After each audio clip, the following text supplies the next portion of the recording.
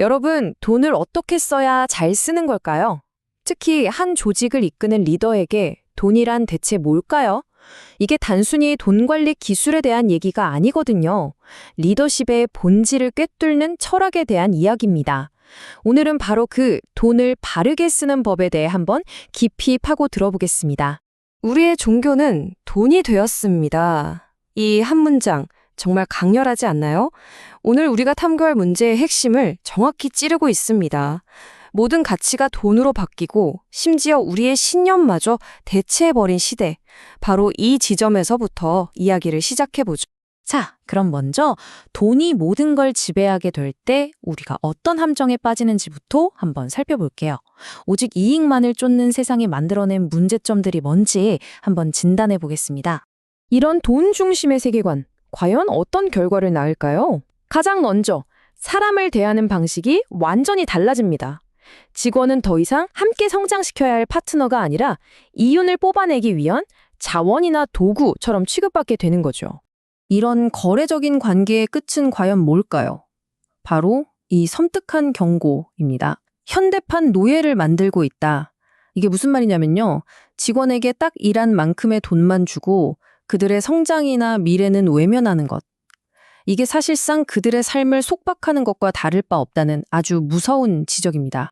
그렇다면 이 함정에서 빠져나올 방법은 없는 걸까요? 아니요, 있습니다.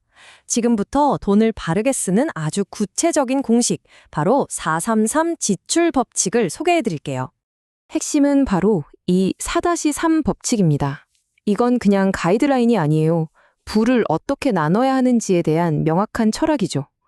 수익이 생기면 그걸 40%, 30%, 30% 이렇게 세 덩어리로 나눠서 아주 중요한 각기 다른 목적을 위해 써야 한다는 원칙입니다. 자, 그럼 하나씩 좀 더 자세히 뜯어볼까요? 먼저 40%는 공동생활비입니다. 말 그대로 리더와 팀원들이 함께 먹고 살고 일하는 데 필요한 돈이죠. 다음 30%는 바로 인재 투자입니다. 직원과 그 가족의 교육, 성장을 위해 쓰는 돈이에요. 그리고 마지막 30%는 혹시 모를 미래를 대비하는 저축인 거고요. 자, 이론은 알겠는데 이게 현실에선 과연 어떻게 작동할까요? 지금부터 완전히 다른 두 갈래의 길을 걸어간 두 사람의 이야기를 통해 그 결과를 직접 한번 확인해 보겠습니다. 정말 흥미로울 거예요. 여기 두 가지 이야기가 있습니다. 한 명은 오직 자기 자신을 위해 돈을 썼고 다른 한 명은 다른 사람의 성장에 모든 걸 쏟아부었습니다. 돈은 나를 위한 것과 돈은 그들을 위한 것. 이 근본적으로 다른 생각이 과연 어떤 결과를 낳았을까요? 첫 번째 이야기는 한 납품업자입니다. 그는 사업으로 큰 성공을 거뒀어요. 그러자마자 돈을 벌어서 땅 사고, 집 사고, 좋은 차를 샀죠. 자기 자식들은 당연히 해외 유학을 보냈고요. 하지만 직원들에게는요, 딱 정해진 월급만 줬습니다. 전형적인 자기중심적 자산 증식의 길을 걸은 거죠. 그 결과는 어땠을까요? 정말 냉혹했습니다. 사회가 어려워지자 사람 대신 땅이나 건물에만 투자했던 그의 부는 그냥 신기루처럼 사라져 버렸어요. 결국 그의 철학이 틀렸다는 걸 인생으로 증명한 셈이죠. 자, 이번엔 두 번째 이야기, 시장의 한 채소 장수 이야기입니다. 이분은 가진 게 거의 없었어요. 광주리 하나로 채소를 팔아서 번 돈, 그 전부를 자녀들 교육에 쏟아부었습니다. 놀랍게도 그 자녀들을 해외로 보내서 박사까지 만들었어요. 아니, 잠깐만요. 상식적으로 이게 가능한 일일까요? 작은 채소 장수가 어떻게 자녀들을 박사까지 만들 수 있었을까요? 여기에 대한 답이 정말 인상 깊습니다. 바로 자연이 돕는다는 거예요. 다른 사람의 성장을 위해 진심을 다할 때 우리의 계산을 뛰어넘는 어떤 보이지 않는 힘이 작용해서 불가능을 가능하게 만든다는 거죠. 이 두 이야기가 우리에게 던지는 메시지는 뭘까요? 바로 이 433 법칙이라는 게 단순히 돈 쓰는 기술이 아니라는 겁니다. 이건 리더의 진정한 의무가 무엇인지 알려주는 아주 깊은 진실을 담고 있어요. 그렇다면 리더, 그러니까 사장님의 진짜 의무는 뭘까요? 그건 바로 이겁니다. 단순히 돈을 버는 게 아니라 나와 함께하는 사람들을 잘 키워서 사회에서 질 높은 삶을 살도록 만들어주는 것. 이것이야말로 리더의 궁극적인 목표라는 거죠. 한번 생각해 보세요.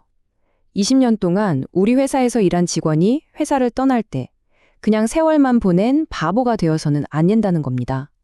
어딜 가든 존중받는 현명한 사회의 일원으로 성장시키는 것. 그것이 바로 리더의 진짜 책임이고 유산이라는 거죠. 자, 그렇다면 이렇게 사람에게 투자했을 때 우리가 얻는 궁극적인 보상은 과연 뭘까요? 그건 돈으로 계산할 수 있는 게 아닙니다. 바로 보이지 않는 보상이죠. 진짜 보상은요, 통장에 찍히는 숫자가 아닙니다. 돈으로는 절대 살 수 없는 가장 큰 보람. 바로 한 사람의 인생을 성장시키고 긍정적으로 바꾸는 데서 오는 그 깊은 만족감. 그것이 바로 진짜 보상이라는 겁니다.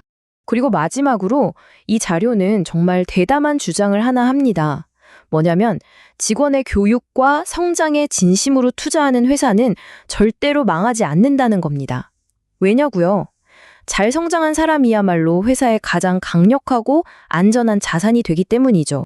오늘 이야기를 마무리하면서 여러분께 마지막 질문 하나를 던지고 싶습니다. 여러분의 돈은 그저 써서 없어지는 자원인가요? 아니면 사람을 키워서 미래를 만드는 유산인가요? 이 질문에 대한 여러분의 답이 여러분의 리더십을 그리고 어쩌면 인생을 바꿀 수도 있을 겁니다.